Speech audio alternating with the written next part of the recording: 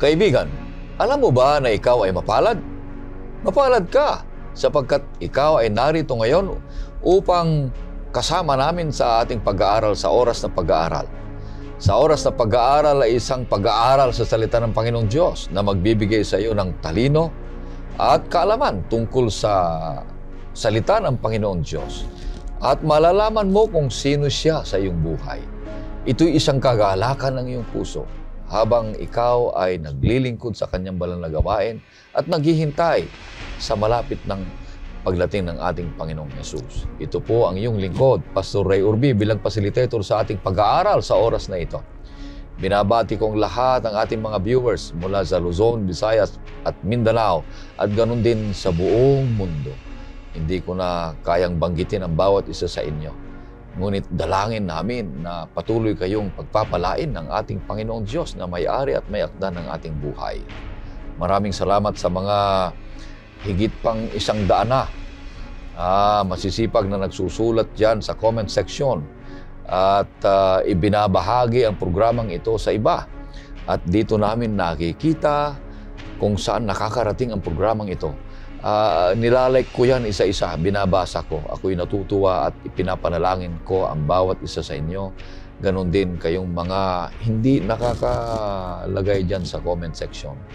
At ganon din binabati namin ang mga sumusubaybay sa nakikinig sa AWR 360. Patuloy kayong palakasin ng ating Panginoong Diyos. Kaya ang patuloy na makakasama natin dito sa pag-aaral sa halos na tremestreng ito na hinirang ng Panginoong Diyos ay si Pastor, una dito si Pastor Abe Del Rosario. Siya po ang ating Publishing Ministries and Spirit of Prophecy Director ng Northern Luzon, Philippine Union Mission. Kumusta kayo, Pastor Abe? Napakabuti, Pastor Ray, at saka si Pastor Jules.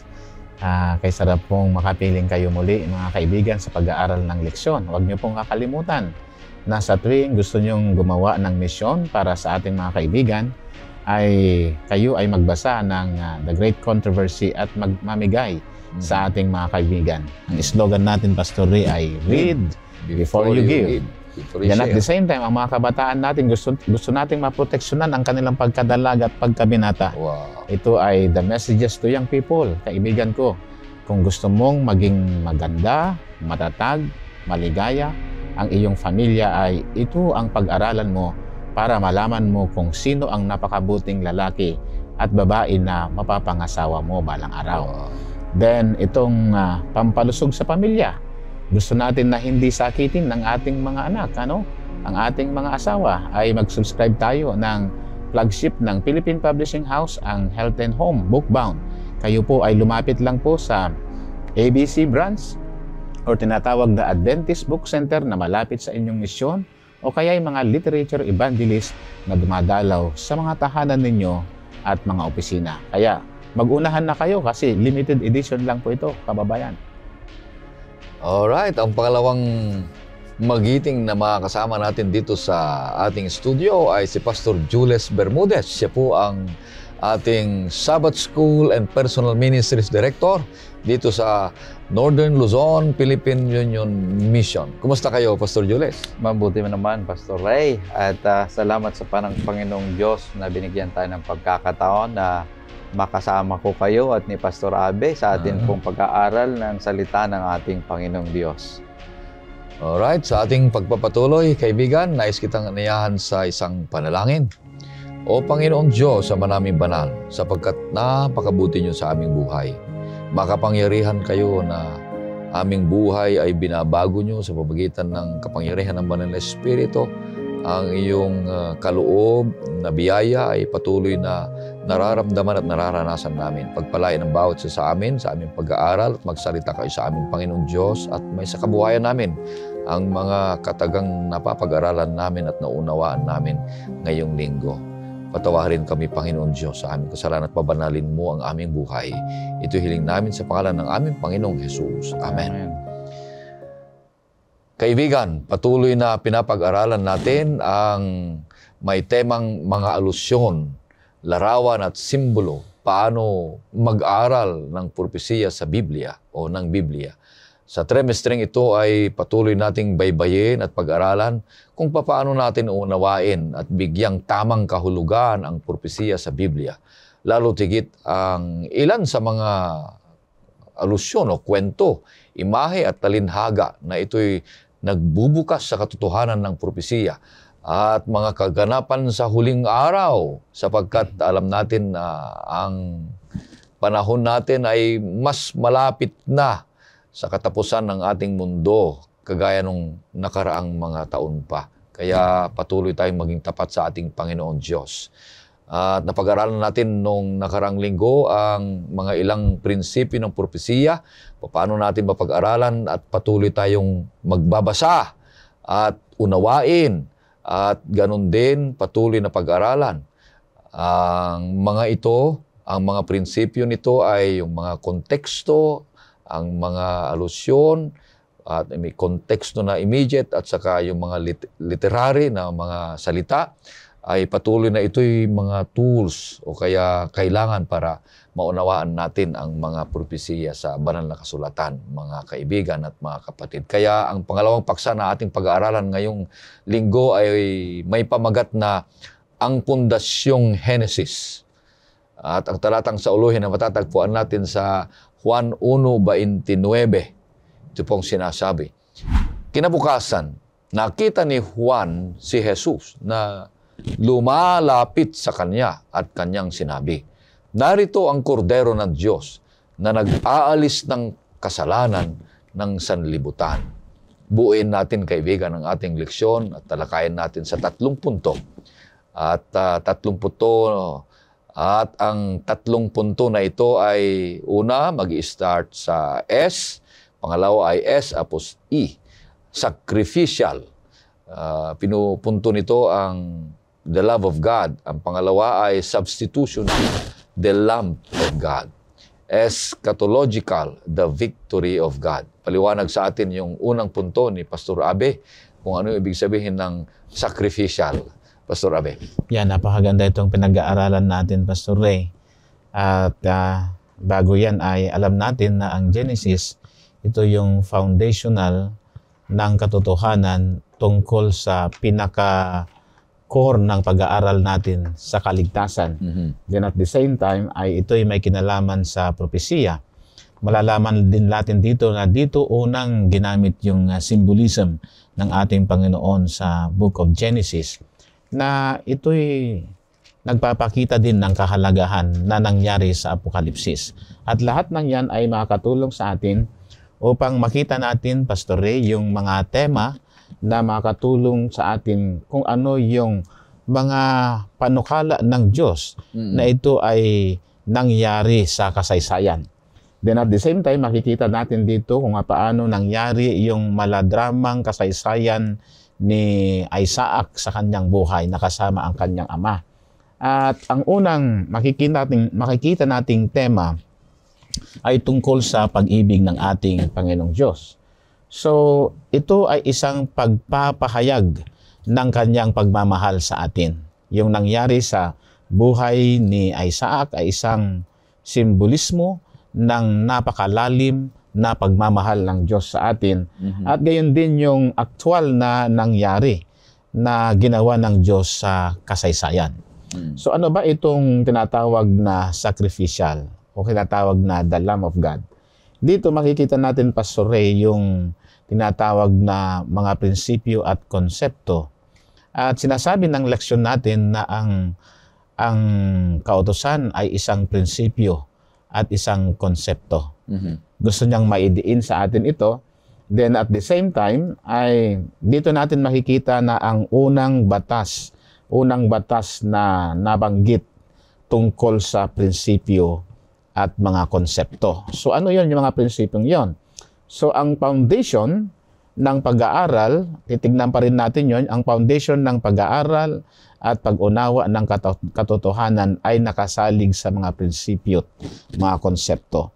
Na ito mababasa mo, Pastor Ray, doon sa Isaiah chapter 40, verse 8.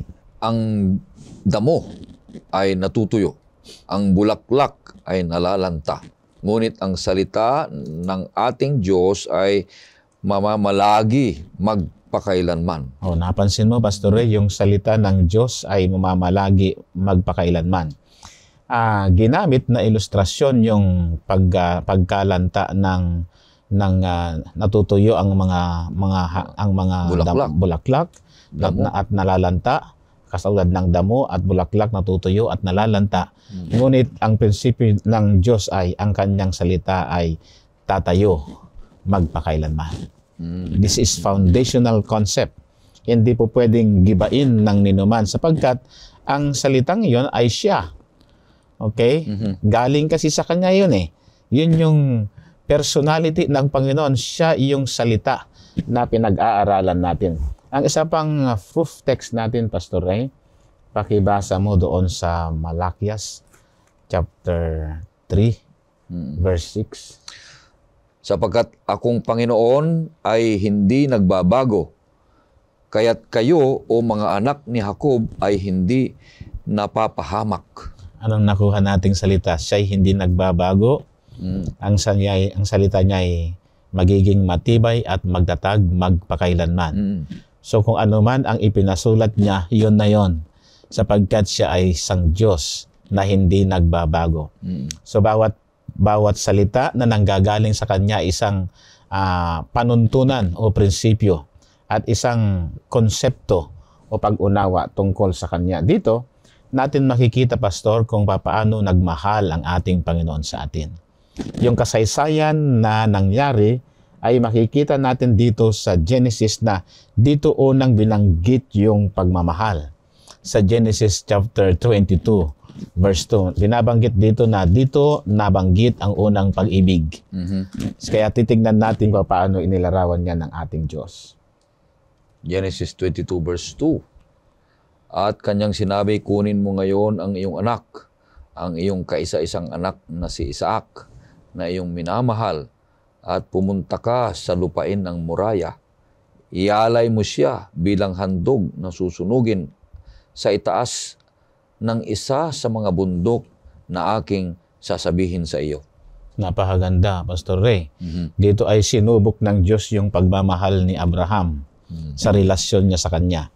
At yung pagmamahal na yon na na-develop sa kanyang anak mula sa pagkasanggol o kay mula pa lang sa sinapupunan ng kanyang minamahal na asawa, at talagang ito yung the most awaited gift ng Diyos sa kanila, yung anak na si Isaac. At ito ay naglalarawan, mga kaibigan, yung kasaysayan kung paano inoffer ng ating Panginoong Diyos ang kanyang anak doon sa krus ng Kalbaryo. So, tingnan natin yung isang verse pa, Pastor Ray, sa verse 1. Pakibasa mo yung Genesis 22 verse 1. Kung paano nagtiis, kung paano nag-endure si Abraham sa kanyang makataong kakayanan, at kung paano naman nag-endure ang Panginoon sa makadiyos niyang kakayanan nung kapwa sila ay gumamit ng isang parallelism na kung paano si Abraham na minamahal niya yung kanyang anak ay inihandog niya alang-alang sa pagmamahal niya sa Panginoon, at gayon din naman ang Diyos na kung paano niya inihandog ang kanyang bugtong na anak alang-alang sa pagmamahal naman niya sa sangkatauhan. Pagkatapos ng mga bagay na ito, sinubok ng Diyos si Abraham at sinabi sa kanya, Abraham, at sinabi niya, narito ako. Napansin nyo? So, nandyan yung panawagan niya, Abraham, nasan ka? Narito ako. So, yun ay isang panawagan ng yung magandang ugnayan ng magkaibigan. Minsan pa ako ay naghahanap din sa bahay. Ang parating hinahanap ko parati ay yung misis ko paggising ko ng umaga. At paggising mo ng umaga, siyempre makikita mo na maaliwalas ang mukha. Ang samyo ng tahanan ay maayos. Then ang mga anak ay maayos ang pagkakalatag ng kanilang mga pangangailangan sa araw-araw. So yun ay nagpapakita ng kaayusan ng pakikitungo ng Diyos kay Abraham nung tinawag niyang nasaan ka. So ito ay isang magandang connection. Tayo, kung minsan pagkagising natin sa umaga, tatawagin siya tayo ng Diyos, nasaan ka, Pastor Ray? yung pala ay nasumpungan kang nag-browse ng internet mo, hindi mo na-develop yung magandang ugnayan sa Panginoon. Then, ano ang panawagan ng Diyos? Pakiulit mo, Pastor Ray, doon para malaliman nating makita sa verse 21 ng chapter 22. Ano yung panawagan ng Diyos dyan? Makikita natin kung gaano kadikit ang ugnayan ng Diyos kay Abraham. Okay? 22 verse 1. Pagkatapos ng mga bagay na ito, sinubok ng Diyos si Abraham at sinabi sa kanya, Abraham, at sinabi niya, narito ako. Sinubok ng Diyos si Abraham. So para bagang minsan, to illustrate ang ating point, Pastor Jules, nung kami ay nang niligaw sa misis ko nun, ay mahirap manligaw pala ng babae na minsan mo lang, yung kagyat mo lang nakita, nasulyapan mo lang, nakita mo lang, nakaupo mo lang sa classroom, mamaya liligawan mo siya. Edi weekend noon ng araw ng Biyernes. Edi, ito namang misis ko nung nililigawan ko, talagang tinest niya yung pagmamahal ko kung mahal ko siya. Okay, sabi niya, bibigyan kita ng bulaklak, sabi niya. Pag tong bulaklak na ito, itinanggal niya yung mga tinik niya, ay mamamatay yun. Yung rosas, tatanggalin mo yung tinik. Sabi niya, pag itong rosas na to ay mabubuhay hanggang sa linggo, at fresh na fresh, sabi niya, ang kanyang pagkabukadkad ng kanyang bulaklak, alam mo na ang sagot ko sa iyo. Ay talagang nag-research ako, my friend. Nag-research ako ng science. Di kung ano-ano nang tinatanong ko, kung sino-sino ang tinatanong ko na po pwedeng makapag-preserve yung bulaklak na ibinigay ng misis ko sa akin nung dalaga pa siya. Pagdating ng linggo, pagbuhay pa yan, sabi niya, long weekend yon. Ay alam mo na ang sagot. Alam mo na napakadali pa lang ang gawin yon. I-preserve ko lang sa kortal na may isang basong tubig, hindi namatay yung rosas. Sabi ko, alam mo na, sinubok mo ako, alam mo na, hindi mo na kailangang bagitin. Tayo na. So, dito, ang challenge ng Diyos ay i-offer ni Abraham ang kanyang bugtong na anak. Ito ay matagal na panahon na hinintay nila. Anak ng kanilang katandaan. At sinubok siya ng Panginoon. At sumagot si Abraham, narito ako, Panginoon. Yan ay napakaganda na kapag challenge tayo ng Diyos, narito tayo. Parating, Panginoon, narito ako. Hindi tayo naglalakbay kung saan-saan. Yung commitment natin sa Panginoon, kasi mga prinsipyo yan sinubukan, tumugon, nasabi niya, narito ako. Immediately ay may katugunan na handa anytime na subukan itong si Abraham. Ganyan din ang Diyos. Kung titingnan natin yung konteksto ng Genesis sa kaligtasan natin, before the foundation of the world was created, there was a plan already that Christ, the Son of God, will die in our behalf.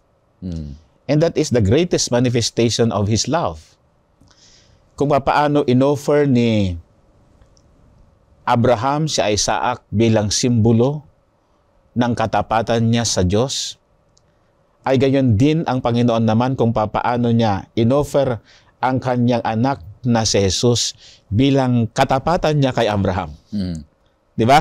Si Abraham ay nagtapat sa Diyos at ang Diyos ay nagtapat din sa kanya. Parehas silang nagsakripisyo sa ating Panginoon. Ito yung tinatawag na sacrificial love, self-sacrificing love. Na kaya mong ibigay yung kung ano na lang yung natitira sa iyo. Para sa akin, I can offer everything, even money and even properties, but I cannot offer my son. Tama ba? Sino ba ang taong pwede niyang sunugin ng buhay ang kanyang anak? Hindi natin kayang gawin. So, ang Diyos at kay Abraham, nakadevelop sila ng magandang relasyon sapagkat magkaparehas silang inihandog ang kanilang anak para sa isa't isa. We know for a fact that Abraham was a father of nation, the father of faith. Simbolo ng isang makasalanang ama nakipagrelasyon sa Diyos, parehas silang nagsakripisyo ng kanilang mga anak alang-alang sa magandang relasyon, Pastor Ray. Then ngayon, titingnan natin kung paano ginawa ng Diyos. Pakibasa na lang natin, Pastor Ray, for the sake of proof text sa John chapter 3, verse 16. At makikita natin diyan kung paano ibinigay ng Diyos ang lahat para sa atin. Sapagkat gayon na lamang ang pag-ibig ng Diyos sa sanlibutan na ibinigay niya ang kanyang tanging anak upang ang sinumang sa kanya'y sumampalataya ay huwag mapahamak, kundi magkaroon ng buhay na walang hanggan. Napakaganda. Hindi na tayo mapapahamak dahil sa sakripisyong ibinigay ng Diyos sa atin. Si Abraham naman, nasubok yung kanyang pananampalataya at sinagot ng Diyos yung kanyang pagiging palagi ang handa. Narito ako, Panginoon. Ito ay ibibigay ko sa iyo. Wow, maraming salamat sa paliwanag ng unang punto na ang Diyos ay nagmamahal dahil sa kanyang pagmamahal ay handang magsakripisyo. Yeah. Handang ibigay ang kanyang anak. Kaya dito sa pundasyon ng Pastor, sa Genesis ay hindi lang makikilala natin na ang Diyos ay siya yung makapangyarihang Diyos na naglalang sa lahat ng mga bagay. Ano yung sinabi mo? Yeah. Kundi handa rin siyang magsakripisyo, tumawag. Yun yung nakita ko, Pastor Ray, Pastor Abe, doon sa dinidiscuss mo kanina, na ang pinakamagandang pagpapakita ng pagmamahal ay sakripisyo. May karanasan din ako sa aking panliligaw sa asawa, kagaya ni Pastor Abe, na nung ako'y nanliligaw, ginawa ko yung lahat. Ako'y magluto sa kanilang bahay, maghugas ng plato, maglaba, para maipakita yung aking pagmamahal. Magsakripisyo ako ng panahon, maglaan. Kasi ang sabi, what is love without time? And what is time without love? Hanggang sa makita niya yung pagmamahal mo sa kanya. So napakahalaga yung sinabi ni Pastor Abe kanina, na yung pinakamagandang pagpapakita ng pagmamahal sa isang tao ay yung pagsakripisyo na kung saan ginawa ni Abraham, na ipinakita rin niya kung paano nagmahal ang ating Panginoong Diyos sa bugtong na anak na kanyang binigay.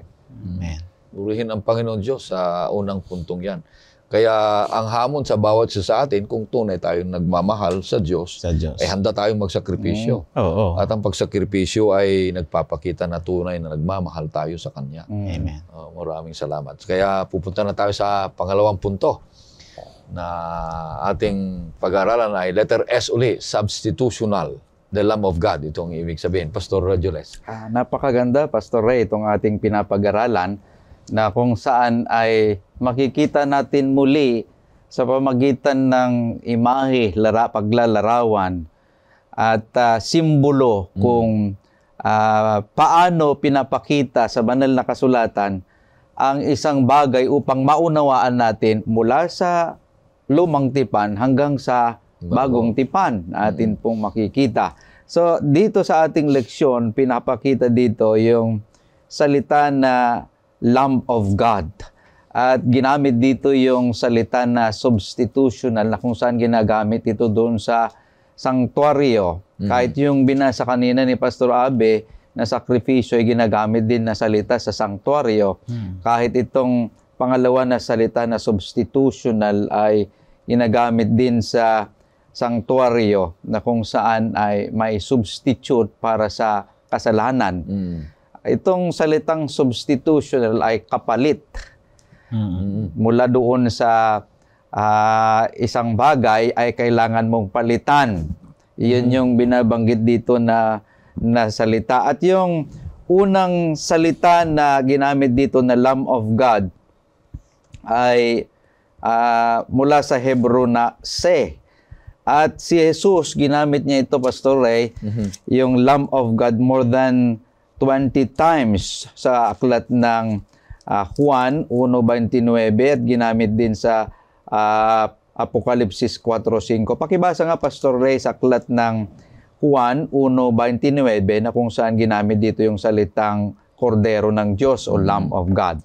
Kinabukasan nakita ni Juan si Jesus na lumalapit sa kanya at kanyang sinabi, narito ang Kordero ng Diyos na nag-aalis ng kasalanan ng sanlibutan. Okay. Kung ating titingnan, habang si Juan ay nagbabautismo sa Jordan at prinipreach niya yung repentance upang sila ay magbago at bautismohan niya sila, dumating ang ating Panginoong Hesus. Nung kanyang nakita, ay kanyang tinuro, sabi niya, ito yung kordero ng Diyos.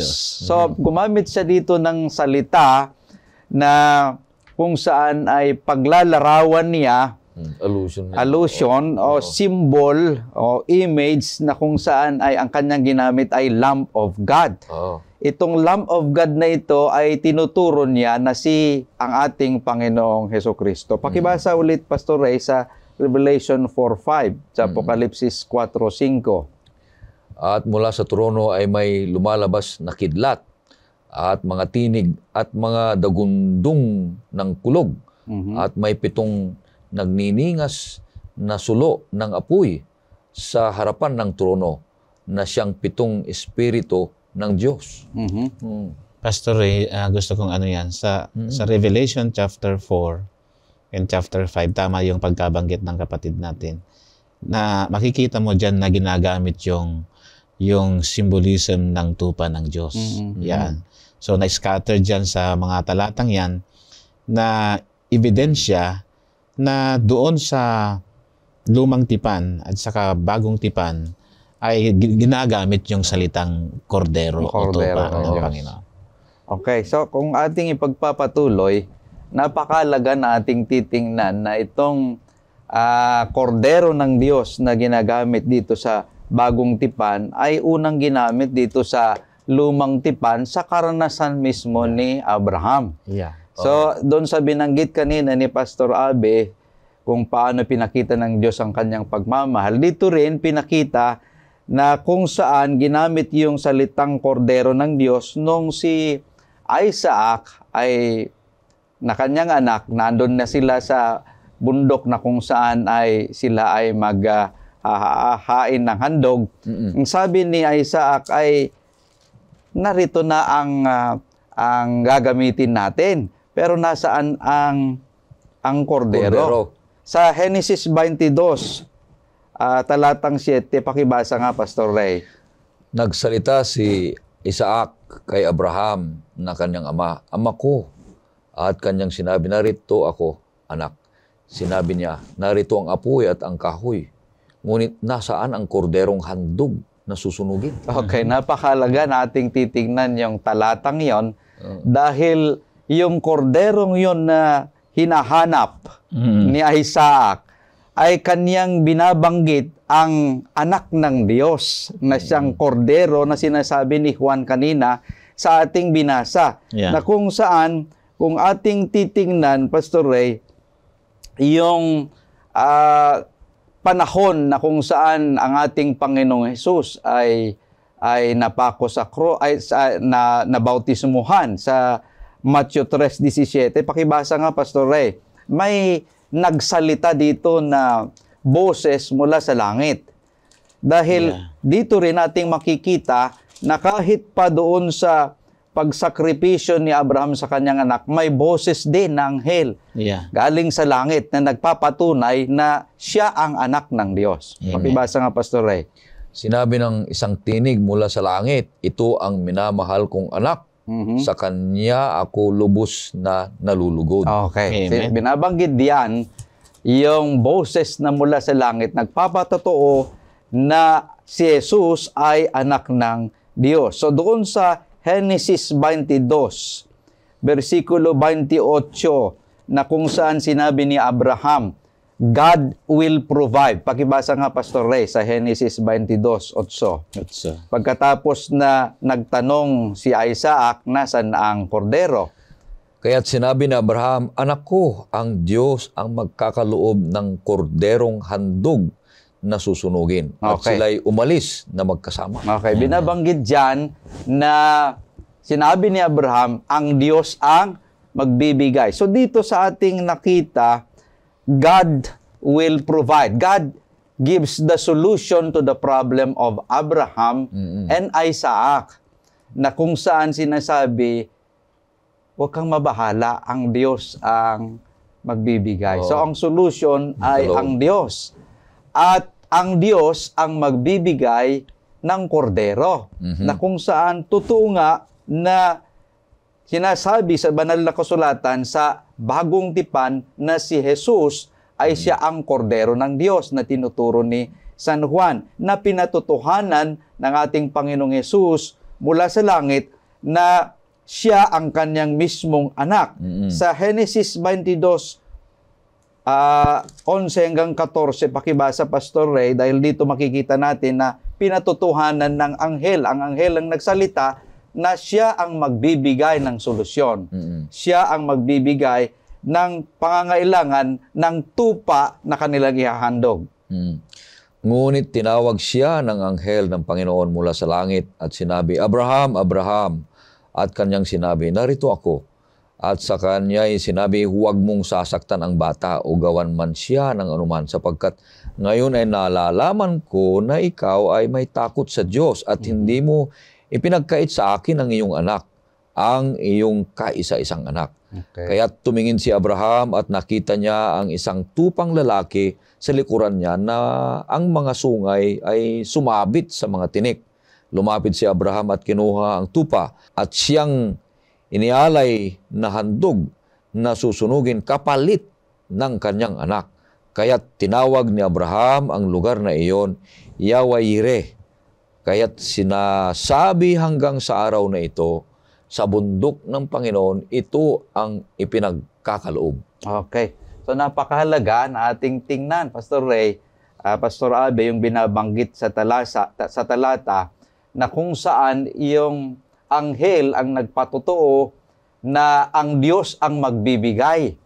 So God will give the solution and God will substitute yung pangangailangan nila na problema na kordero ay ibibigay ng Diyos. At ang kordero ay ang Diyos mismo sa bagong tipan na binabanggit nating binasa na pinapatunayan ng Matthew 3:17 na siya ang anak ng ating Panginoong Diyos. So napakahalaga yung ating pinapag-aralan dito na yung Lamb of God na binabanggit dito ay identified as God. It is God Himself, yung kordero na binabanggit na kung saan siya yung kapalit ni Isaac.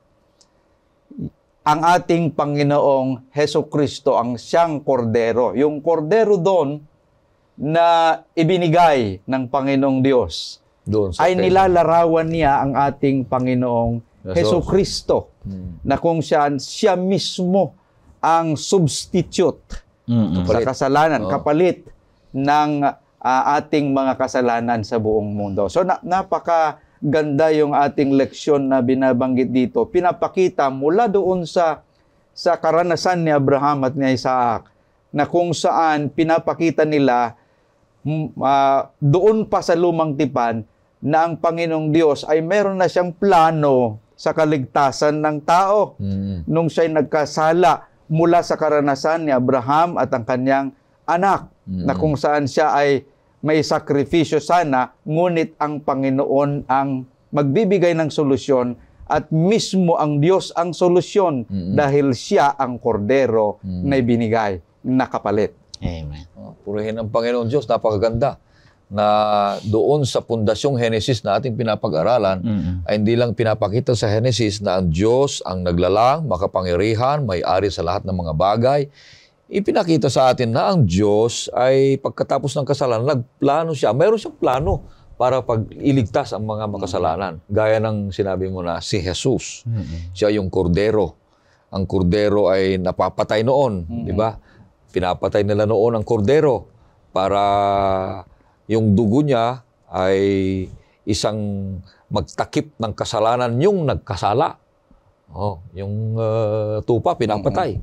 Imbes na yung nagkasalang tao ay patayin, yung tupa ang mamamatay. Yeah. Yun din si Jesus. Yun din si Imbes na tayong mamamatay, Kinuha niya yun. kinuha niya yon. Si Jesus ang namatay para sa atin, para magkaroon tayo ng pag-asa ng kaligtasan. Pero ang kondisyon, ay ibigay natin Yeah. ang buhay natin sa Kanya. Amen. Ang iniisip ko, Pastor Ray, ano kaya kung hindi nakinig si Abraham sa panahong yon, sa boses ng Panginoon na nagsasabi Hindi naniwala. na Hindi siyang nakinig. magbibigay ng kapalit ng kanyang anak. Anong mangyayari? Hindi na tumatugma yung sinasabi ng banal na kasulatan. Nagpapasalamat tayo dahil kaya nga tinawag na siya yung amangan ng mga pananampalataya. Siguro gagawa ang Diyos ng panibagong Abraham, no? Na magpuportray ng gagawin ng Diyos sa hinaharap. Ang punto na gusto kong ipabatid sa mga kasamahan natin na tagapakinig ay kailangan nating palaging makinig sa boses ng Panginoon. Oo. Hinahanap siya eh. Yeah. At sa pamagitan lamang ng banal na kasulatan, mapapakinggan natin ang ating Panginoong Diyos. Kung wala tayong malalim na pundasyon, napakaganda yung binabanggit kanina ni Pastor Abe sa unang sinabi niya na pundasyon ng ating pagkaunawa sa Biblia upang marinig natin ang boses ng Panginoong Diyos na siyang narinig din ni Abraham. Oo. Kasi maririnig mo lang yan ng umaga't gabi. Yeah. Hindi mo binabasa ang Biblia mo, hindi mo siya maririnig. Tama, ayun. Kung busy na tayo masyado sa trabaho niya at hindi naman tayo busy sa Kanya, hindi natin maririnig yung paggabay ng Diyos sa atin, Pastor. At pumapasok lang sa ating buhay yan pag maniniwala tayo doon sa nababasa natin. Yeah. Kasi pag binasa natin at naniwala tayo dyan, nagkakaroon na tayo ng relasyon doon sa nagsulat sa ating Panginoong Jesus. Kagaya nung pagbalik na naman natin nung nakaraan ng linggo. Kung paniwalaan mo ito, babangon ang relasyon at patuloy mong pag-aralan, babangon ang patuloy na pag-ibig at magsasakripisyo. Kaya maganda ito, mga kapatid. Maraming salamat sa pangalawang S na substitutional. Yun yung ang ating Panginoong Yesus na siya ang kordero para magkaroon tayo ng pag-asa ng kaligtasan. Siya lamang, wala nang iba. Ang pangatlong punto ay letter E, eschatological. Ibig sabihin ay victory of God. Anong ibig sabihin nito, Pastor Abe? Yeah, ito ay napakahalagang paksa, Pastor Ray, kasi ang issue ngayon, papaano natin pakikitunguhan ang kamatayan. At dito sa pinag-aaralan natin ay tinignan natin yung symbolism ng tupa ng Diyos na siyang kabayaran ng ating kasalanan. And that is why ito ay mangyayari sa huling araw na talagang finally, He will totally eradicate not only the penalty of sin but also the effect and power of sin. Aalisin yun ng Panginoon. Kaya sa dito, makikita natin na dito na-mention, unang na-mention, yung kamatayan o pagpatay sa Genesis chapter 22 verse 3. Pakibasa mo nga, Pastor Ray, para maliwanagan ng ating mga kaibigan. 22 verse 3, si Abraham ay maagang bumangon at inihanda ang kanyang asno. Sinama niya ang dalawa sa kanyang mga batang tauhan at si Isaac na kanyang anak. Nagsibak siya ng kahoy para sa handog na susunugin at siya ay naghanda at pumunta sa lugar na sinabi sa kanya ng Diyos. Kasi dito sa verse na ito, lalo na sa verse 13, laktawan mo sa verse 13 para may background pa tayo.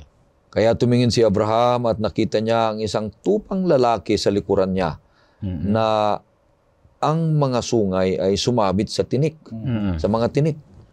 Lumapit si Abraham at kinuha ang tupa at siyang inialay na handog na susunugin kapalit ng kanyang anak. Yun. So ito ay eschatological na nangyari noong 1844, ng ating Panginoon ay talagang pumasok na siya doon sa tabing. Na siya lang ang pwedeng pumasok doon. Na yung ginagawa doon sa sanctuary, yung Day of Atonement, yung minsanang pagtutubos. Dito mo lang makita na ginamit yung ram. Yung ram ay tumutukoy dito na ito yung hinahandog sa Day of Atonement sa sanctuary noon, at ito din ang ating Panginoong Hesus.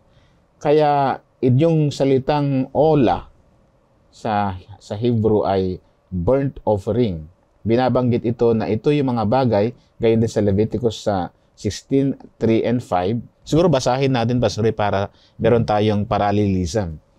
Leviticus chapter 6, verses 3 and 5. 16. 16, what I mean. Then, ito yung parallelism natin tungkol sa the eschatological day of atonement.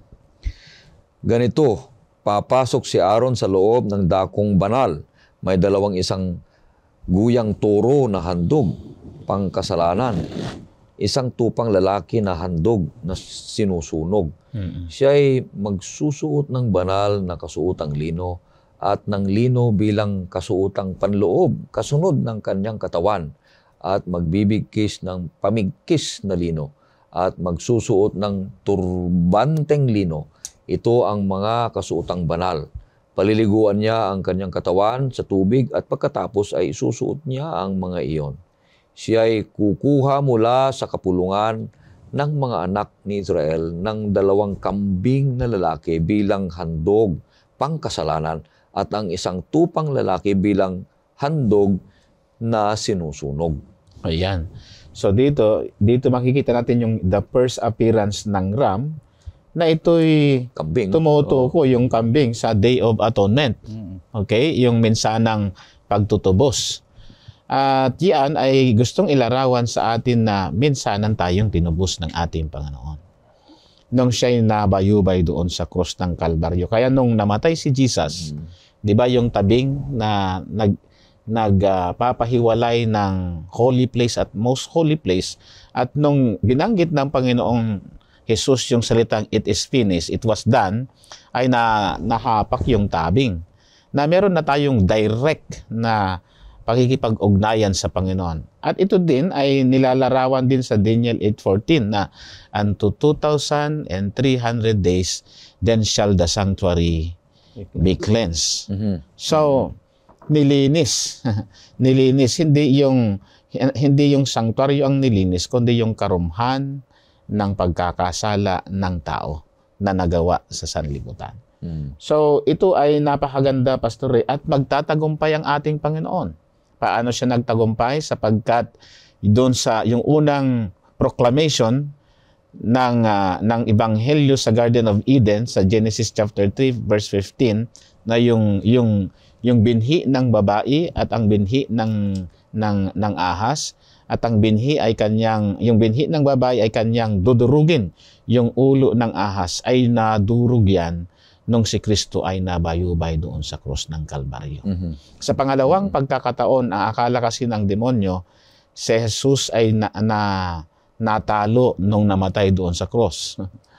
Hindi niya alam na yun ang hudyat ng kanyang pagkatalo. And that is why the Bible describes that there was silence in heaven. Hindi pwedeng isligtas ng anghel si Jesus Christ during the moment of that time. At gayon din ang Diyos Ama, kasi gusto niyang ialay ng mensanan ang tupa ng Diyos na nag-aalis ng kasalanan sa buong sanlibutan. Sabi nasa doon sa John chapter 1 verse 22. Ang isa pa dito, yung mga pangako ng Diyos sa mga binhi ni Abraham ay kanilang aangkinin, okay? Kanilang aangkinin ang mga pintuan ng kanilang mga kaaway. So, nangyayari po yan ngayon. So, pag nag-evangelize ang iglesia ng Diyos, inaangkin nila ang mga pintuan ng mga kaaway ng Diyos. So, nagmumultiply ang binhi ng iglesia ng Panginoon. Di ba? Alam na natin yung Genesis 3:15, the first proclamation of the gospel inside of the Garden of Eden. At yung seed na yon, siya yung church. Okay? Church na tinubos ng ating Panginoon, na minahal ng ating Panginoon. Alam na natin na si Jesus Christ din ang nagtubos, siya din ang nagmahal, siya din ang nagsakripisyo, siya din ang ulo ng iglesia. At ang binhing yaon ay kanyang aangkinin ang buong sanlibutan. maghahari siya kailanman. Ang isa pa dito na nakita natin ito, ang promise na ito ay tumutukoy sa pagtatanggumpay ni Kristo, okay, laban sa ahas, at siya ay nagtagumpay, okay, sa magitan ng kanyang buhay dahil sa kanyang pagkamatay ay napagtanggubantayan ang kamatayan, at ito'y naitala sa Genesis chapter 3 verse 15. So, ang kasaysayan ni Isaac, Pastor Ray, ay isang kasaysayan yung ultimate minsanan na pagtutubos ng Diyos, okay, sa mga tao nung panahon ng tinatawag na eschatological Day of Atonement na nangyari sa propesiya ni Prophet Daniel sa Daniel 8:14. Oh, so yun ang pag-asa ng bawat isa sa atin na yung nangyari sa panahon ni Abraham at saka Isaac ay inaalud niya, tinuturo niya yung ginawa ng ating Panginoong Hesus sa krus, na ang Ama, ibinigay niya si Hesus, mamatay sa krus upang may pag-asa ang bawat isa sa atin. At doon sinabi mo, tatapusin na niya ang labanan. Na doon na matatalo, may pakita na ang kaaway ay talong-talo na. Talunan na ang kaaway sa panahong yan. Ngunit gumagawa pa rin ang kaaway ng paraan para marami siyang mahimok na mga kasama. Sa pamamagitan ng takot, tukso, kung ano man, kahit hanggang ngayon, kaya patuloy pa rin siyang may mga nakukuhang mga kasama. Pero kung sino man ang taong manampalataya kay Jesus, na sabi nga ni narito, sabi niya, ang kordero ng Diyos. Sabi rin ni Abraham, kanina ni Pastor, sabi niya, at tumingin si Abraham, nakita niya na mayroon at nandun. Kaya ganun din ang mangyayari sa bawat isa sa atin. Tumingin tayo kay Jesus at naroon ang Kristo na siya ang magtatapos ng lahat ng labanan. Kung tayo ay susuko sa Kanya at tayo ay susunod sa Kanya dahil nanampalataya tayo, dahil may pag-ibig tayo, ay tayo'y magtagumpay at mananalo sa labanang ito na sinasabi ng Banal na Kasulatan. Ito yung pundasyon na sinasabi ng Genesis. Nagpakita ang Diyos ng siya ang may-ari, siya ang nagbigay ng sakripisyo, siya ang tagapagligtas, siya lahat, siya ang Jehovah Jireh. Jehovah Jireh, nasabi mo dito. Parang may punto, Pastor. Di ba binanggit na God provide Himself for a lamb. He provide Himself as a lamb for the salvation of all men.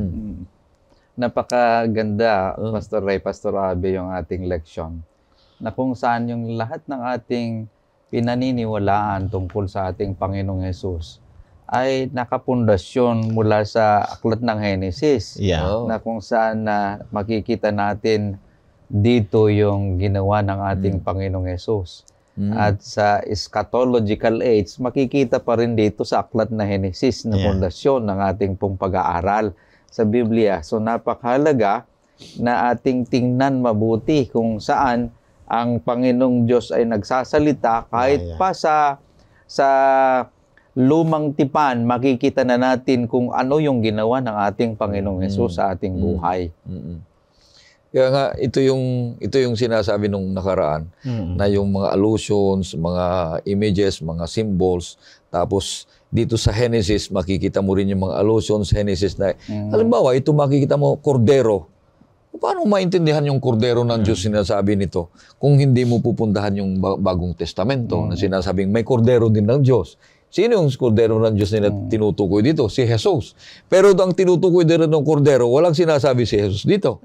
Di ba? So, yun yung parallelism na tinatawag mo rin, allusions tipo na tinutukoy ang isang bagay na yan nagpapaliwanag sa atin kung sino na ang tinutukoy na ito ay may kapangyarihan at may relasyon sa ating kaligtasan. Napaganda, Pastor, yung sinasabi mo. Kasi doon kung iisipin natin yung kalagayan ni Isaac noon, ama ko, nasaan ba yung tupa? Parang yung expression niya, ako ba yung tupa, ama? Then ang sabi naman ni Abraham ay, ang Diyos na ang bahalang mag-provide para sa kanya ng tupa. So si Kristo yun, yung binabanggit. Sinasabi niya. Si Kristo ang sinasabi niya. ang maganda pang nakita ko dun sa binabasa mo, yung dalawa narito ako. Yan ang gandang prinsipyo, ano? Oo. Tumawag ang Diyos, narito ako. Yeah. Hindi tumawag ang Diyos, siya muna. Siya muna. Pag tumawag ang Diyos sa atin, siya muna. Lalong-lalo na ngayon, may programa tayong Harvest 2025. Tinatawag ng Panginoon Diyos lahat ng mga mananampalataya, lahat ng mga kaanib ng iglesia, na lahat ng mga alagad ay makikibahagi dito sa gawaing banal para maibahagi ang kaligtasan sa iba. Pag tumawag ang Diyos, siya muna.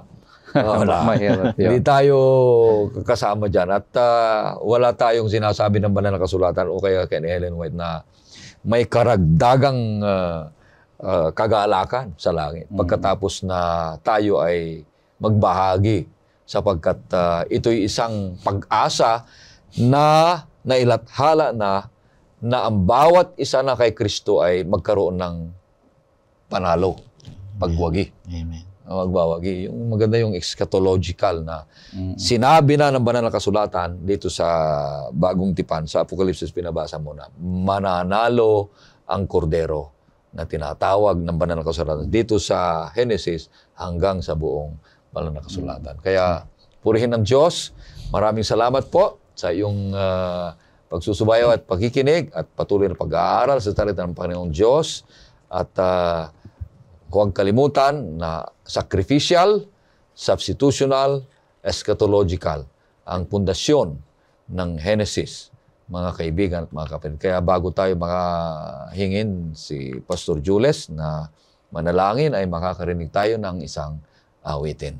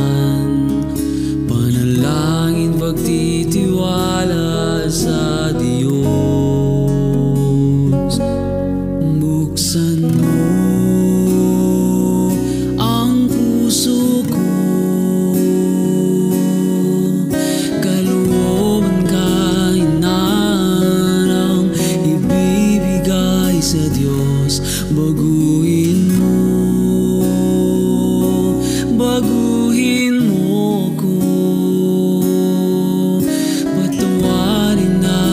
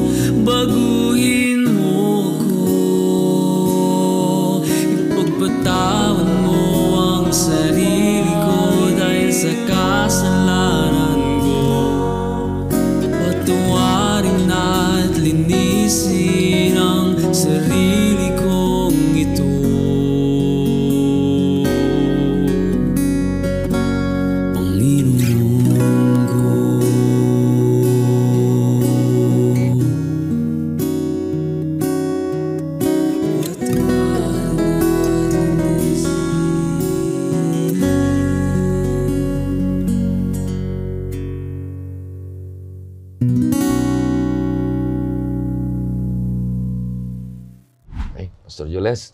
Tayo manalangin. Kami po ay nagpupurit nagpapasalamat sa inyo, Panginoon, dahil ibinigay niyo sa amin ang pagkaunawa at salamat sa mensahe namin pong napag-aralan. Aming hinihiling, O Diyos, lalong-lalo na ang inyong mga anak na nakikinig, nanonood sa panahong ito.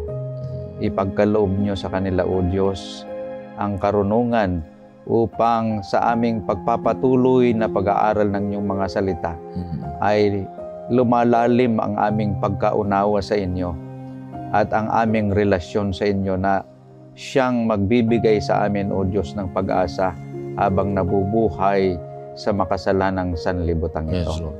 Amin pong hinihiling na pagpatuloy, O Diyos, na gabayan ng programang Oras ng Pag-aaral upang mas marami pang mga kaibigan namin ang mabebendisyonan dahil sa kanilang pakikinig at panonood.